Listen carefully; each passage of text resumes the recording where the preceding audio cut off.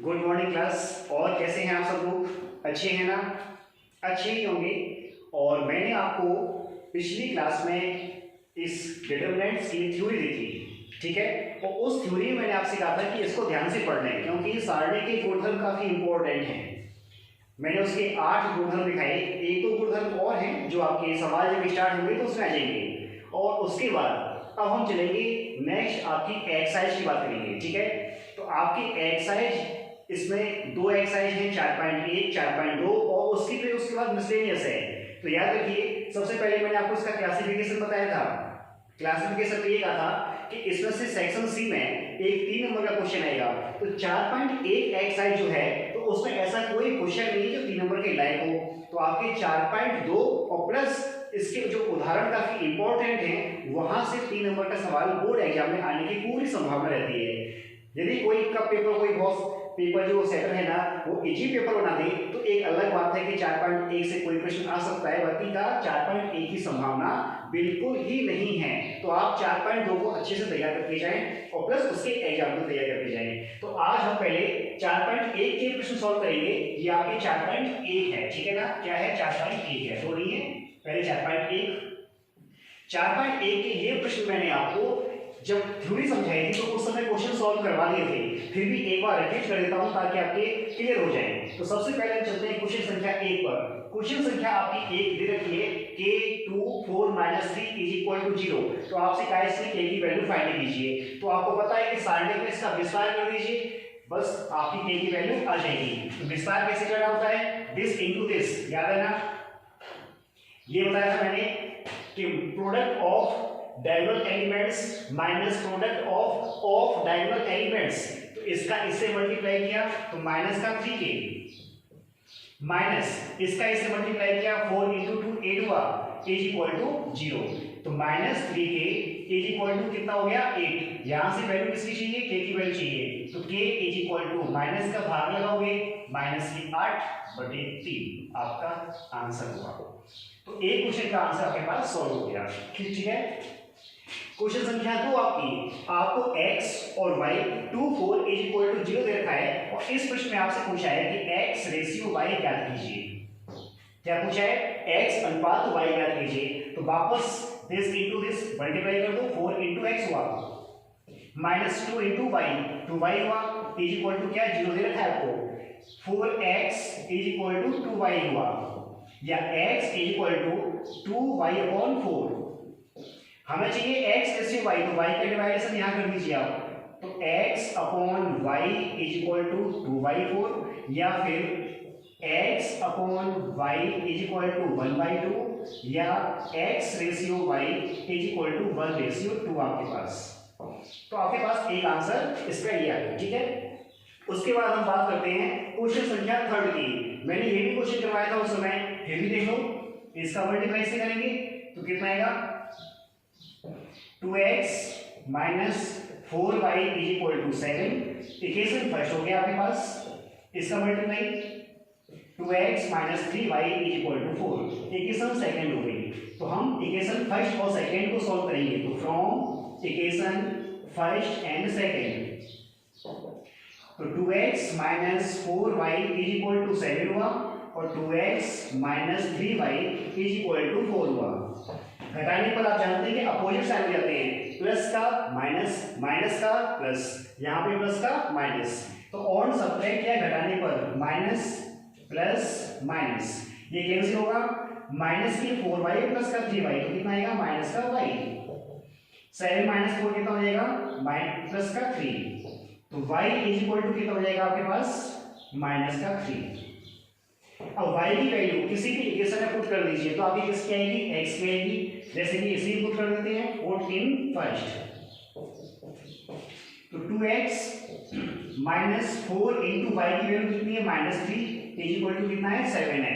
तो 2x minus minus कितना plus हो जाएगा? प्लस के 12 हो गए = 7। 2x = 7 - 12, माइनस के 5 बचेंगे। तो x की वैल्यू क्या आएगी? -5/2। तो आपकी ये x की वैल्यू आ गई। क्लियर हुआ ना? उसके बाद क्वेश्चन संख्या 1 2 3 आपके हो चुके सॉल्व। क्वेश्चन संख्या 4 देखिए, आपको इसमें भी क्या पूछा है कि x की वैल्यू फाइंड कीजिए, x क्वेश्चन मार्क है, ठीक है। तो इसका मल्टीप्लाई इससे किया, ध्यान से देखें, x minus 1 into x minus 3 minus x into x minus 2 is equal to क्या होगा, 0 होगा। मल्टीप्लाई करते हैं इसका इससे, तो x square minus x minus के 3x प्लस का 3 माइनस इसका इसे मल्टीप्लाई एक्स स्क्वायर और प्लस 2 इज इक्वल टू 0। देखो एक्स स्क्वायर से एक्स स्क्वायर कट कर लो, माइनस प्लस के हैं, माइनस का 3x और माइनस का x, माइनस के कितने हो गए, 4x हो गए, और प्लस का 3 और प्लस का 2 तो कितना हो गया, प्लस का 5 हो गया, इज इक्वल टू 0। x की वैल्यू फाइंड करनी है और शांत करने के पश्चात आपके पास प्लस के 5/4 आ जाएगी, ठीक है। तो आपके ये 4 क्वेश्चन सॉल्व हुए हैं। उसके बाद हम नेक्स्ट क्वेश्चन देखते हैं। इसके बाद देखिए क्वेश्चन संख्या आपकी 5, ठीक है। 5 में दिया है एक आपको डेट दिया हुआ है, उसके बाद आपसे क्या है, प्रथम स्तंभ का है, तो प्रथम स्तंभ का अर्थ हो गया C1 के उपसारणिक, एक तो इसके उपसारणिक पूछे हैं, दूसरा इसका सेकंड पूछा है, और तीसरा इसका मान भी याद कीजिए, इसका मान, इस सारणी का मान भी आपसे पूछा गया है। तो 3 बातें पूछी है। C1 लिखा हुआ है, C1 का अर्थ हो गया प्रथम स्तंभ के, तो मैंने आपको समझाया था प्रथम पंक्ति, दूसरी पंक्ति या पहला स्तंभ किस तरह से इसके उपसारणी निकाले जाएंगे। देखिए, तो सबसे पहली बात हम बात करें कि C1 के एलिमेंट्स क्या क्या हैं। तो C1 के एलिमेंट्स ये है हमारे पास, ये तो हो गया ना। अगर प्रथम पंक्ति पूछता तो एलिमेंट्स क्या होते हैं इसके, 1 3 2 ये होते ना, लेकिन हमसे पूछा है किसका, प्रथम स्तंभ, और प्रथम स्तंभ के इसके एलिमेंट्स को मैं डिनोट करूंगा, तो इसे तो बोलते हैं आप A11, इसे बोलते हैं आप A21 और इसे बोलते हैं आप A31।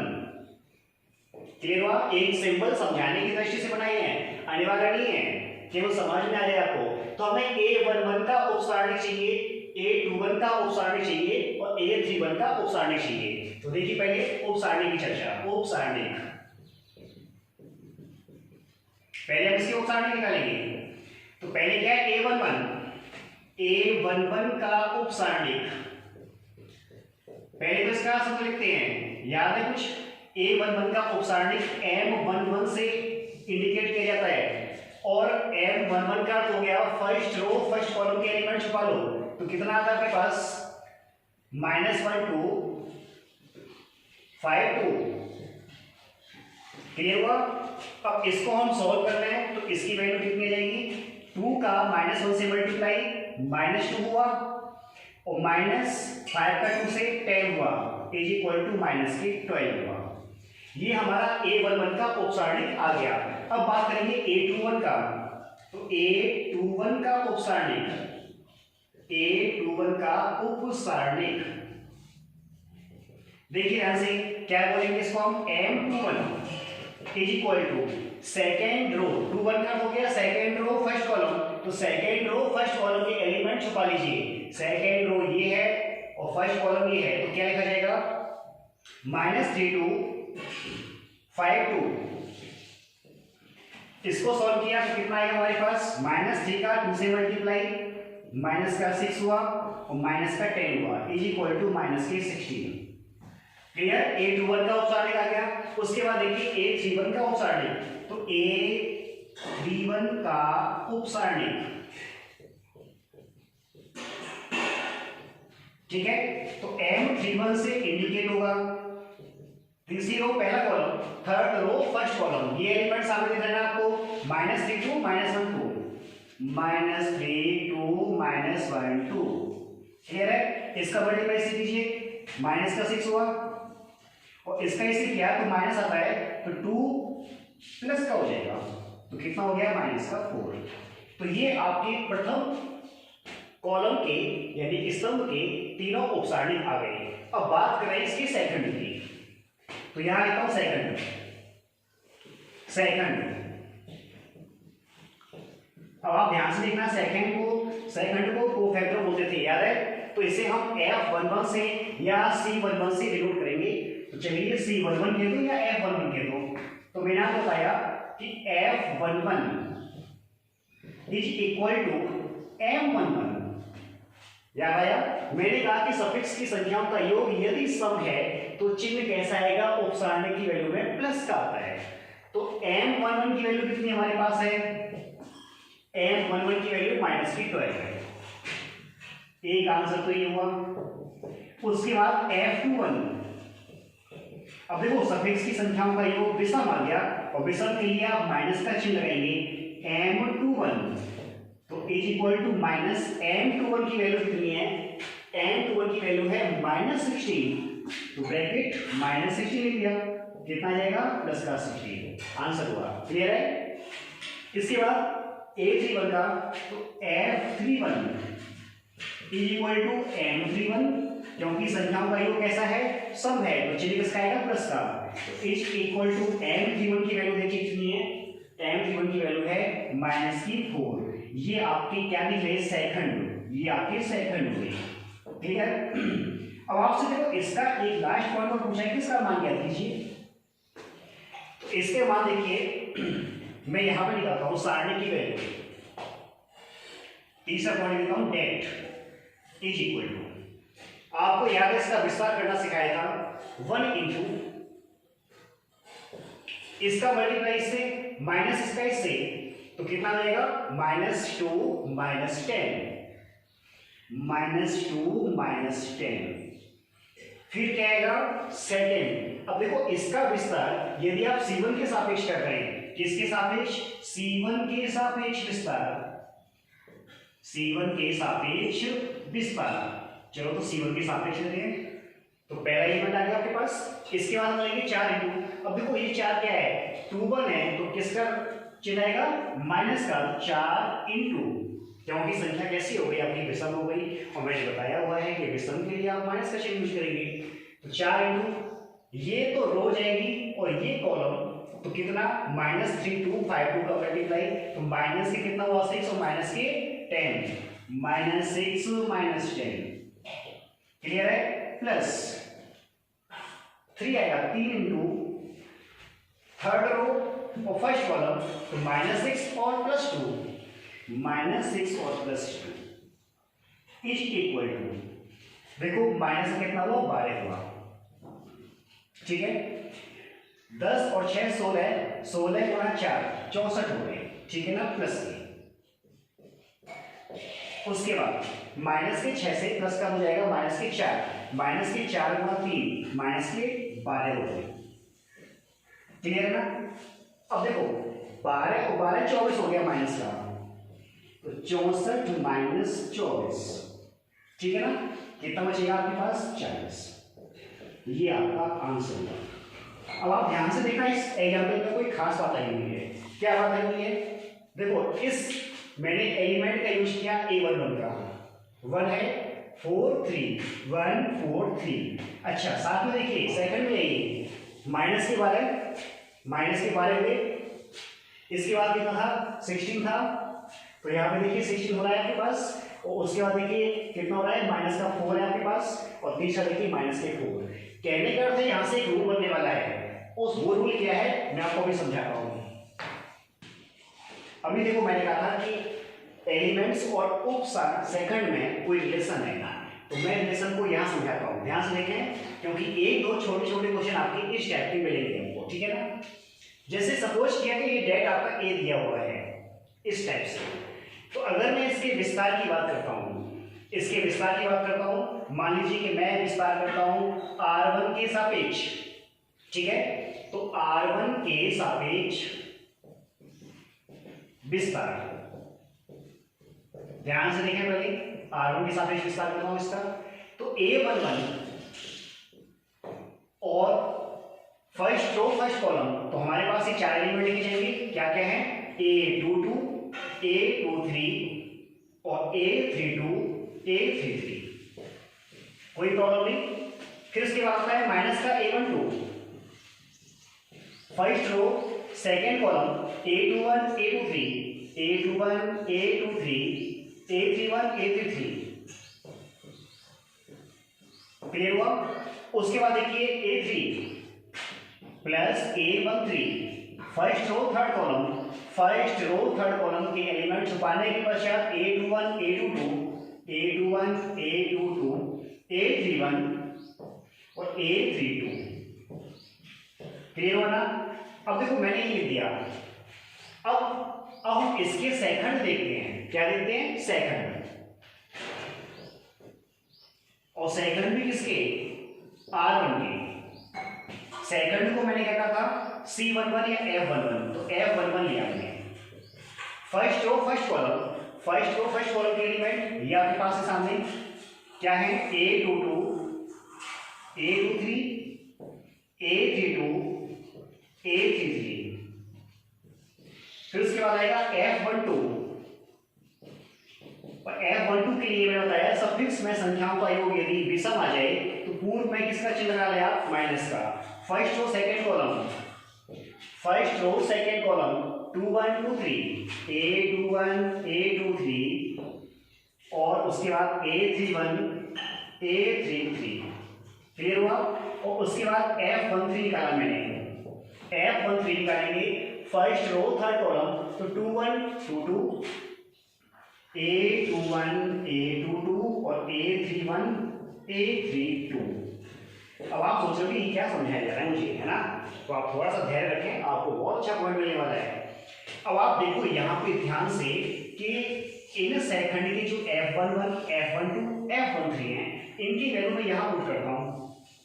तो A11 इसके स्थान पे क्या F11 लिख सकता हूँ? इक्वल है दोनों, देखो ध्यान से। तो F11, फिर उसके बाद देखिए मैंने क्या लिखा? A12, प्लस का चिन्ह लगा दिया मैंने। प्लस का क्यों लगा दिया?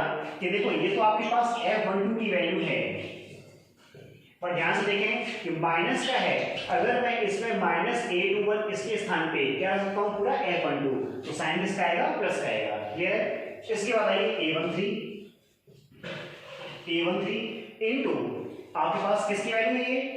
F13, और ये होता है इज इक्वल टू डेट के। अब ये बात क्यों बदली? देखो ध्यान से, नियम सुनना कि हम किसी भी पंक्ति या किसी भी स्तंभ के अनुसार इसका विस्तार करें। ठीक है? तो हमने किया R1 के सापेक्ष, तो R1 के एलिमेंट क्या है? A11, A12, A13, यही थे ना? और इसके संगत इसके सेकंड क्या थे? F11, F12, F13। तो हमारे पास एक रूल आ जाता है, और रूल क्या आता है कि किसी भी डेट में किसी भी पंक्ति के या स्तंभ के अनुसार आप इसका विस्तार करेंगे तो उसके प्रत्येक एलिमेंट में क्या क्या है? A11, A12, A13, प्रत्येक एलिमेंट उसके संगत सेकंड F12, F13, F3 के गुणा के योग के बराबर होता है। तो हमारे पास ये रूल आया कि डेट में किसी भी पंक्ति के प्रत्येक एलिमेंट उसके संगत सेकंड के गुणनफल का योग होता है। अदरवाइज अब आप सोचना कि अगर मैं कहूं कि A11, A12, A13 ये हमने पहली पंक्ति के एलिमेंट लिए, याद देखना ये अन्यथा है। ठीक है? A11, A12, A13 ये मैंने प्रथम पंक्ति के एलिमेंट लिए, और अगर मैं सेकंड ले लूं सेकंड पंक्ति के, क्या बनेगा? F21 प्लस का निशान लगाया, F21 लिखा मैंने। फिर उसके बाद F22, यहाँ पे F22 लिखा प्लस का निशान। उसके बाद F23, तो याद रखिए ये डेट का मान क्या होगा? 0 होगा। तो किसी भी एलिमेंट में आप किसी भी पंक्ति, तीसरी पंक्ति का ले लिया, मान लीजिए आपने तीसरी पंक्ति के आपने तो ले लिए सेकंड, और पहली पंक्ति के ले लिया आपने एलिमेंट, तो उनके गुणनफल का योगफल क्या रहेगा? 0 रहेगा। तो इस नियम को ध्यान से रखिए, एक दो प्रश्नों में ये यूज होगा, काफी इंपॉर्टेंट पॉइंट है। अब आप देखिए क्वेश्चन संख्या 6 और 7। मैंने क्वेश्चन संख्या 5 की सेकंड पार्ट आपको होमवर्क दी है, उसे आप सॉल्व करें खुद। ठीक है? यदि नहीं आए तो आप पूछ लेना। अब आप देखो 6 भी आपका सिंपल है, लेकिन फिर भी आपको क्यों समझाया जा रहा है? देखें ध्यान से। 6 सिंपल कैसे है कि यदि किसी पंक्ति में आपके पास 2 शून्य आ जाए, जैसे कि आपके C3 में स्तंभ 3 में 2 जीरो आ गए, या फिर ऐसे कह लो कि सेकंड रो में आपके पास 2 जीरो आ गए। ठीक है ना? जिस पंक्ति में या जिस स्तंभ में आपके जीरो आ जाए ज्यादा से ज्यादा, हमें उसी के सापेक्ष विस्तार करना चाहिए, ताकि इस क्वेश्चन को सॉल्व करने में इजी हो जाता है। अब अगर हम पहली पंक्ति के अनुसार करेंगे विस्तार, आंसर आएगा, और अगर हम इस दूसरी पंक्ति के अनुसार करेंगे आंसर आएगा, और आंसर दोनों सेम आएंगे। लेकिन विस्तार सरल हो जाएगा। तो देखो R2 के सापेक्ष विस्तार, R2 के सापेक्ष विस्तार, R2 का मतलब समझ में आ गया, सेकेंड पंक्ति। तो देखो 5 इंटू लिखेंगे, लेकिन आपको ध्यान हो कि 5 इंटू लिखते हैं तो ये कौन सा एलिमेंट है, 2 1 है, तो चिन्ह किस रहेगा, माइनस का, तो माइनस के 5 इंटू, अब ये रो और ये कॉलम छुपाया जाएगा, तो -11 1 और 3 0, 11 को 0 से क्या 0 हुआ, माइनस का कितना हुआ 3 हुआ, ठीक है। अब देखो सेकेंड एलिमेंट माइनस प्लस का चिन्ह होता है 0, अब आपको पता चल गया कि मैं कोई से भी एलिमेंट लिखूं यहाँ पे 0 से मल्टीप्लाई करने पर 0 रहेगा, और प्लस आपके 0 से मल्टीप्लाई करने पर 0 ही रहेगा। तो बस इसका मल्टीप्लाई से करिए, कितना हुआ 15 हो गया, आंसर हो गया।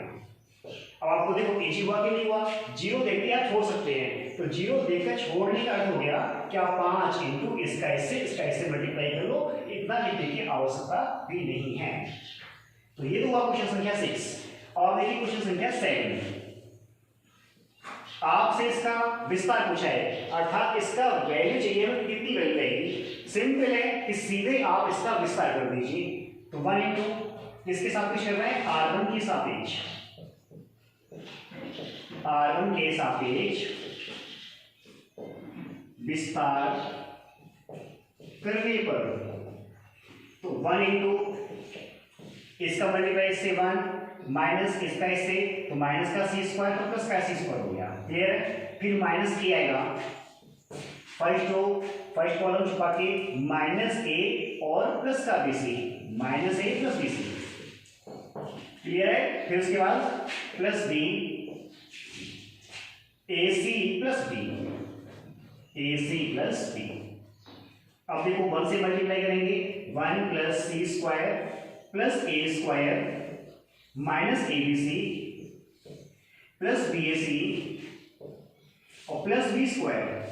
अब आपके देखो bac abc माइनस किससे कैंसिल हुए, क्रम से लिखेंगे, तो 1 plus a square plus b square plus c square, ये आपका आंसर हुआ। तो आपकी ये एक्सरसाइज जो थी ना कि 4.1 थी, उसके आपके साथ क्वेश्चन सॉल्व मैंने कर दिए। फिर भी कोई समस्या हो कमेंट्स बॉक्स में लिखना। अब हम चलेंगे नेक्स्ट एक्सरसाइज 4.2 के क्वेश्चन सॉल्व करेंगे।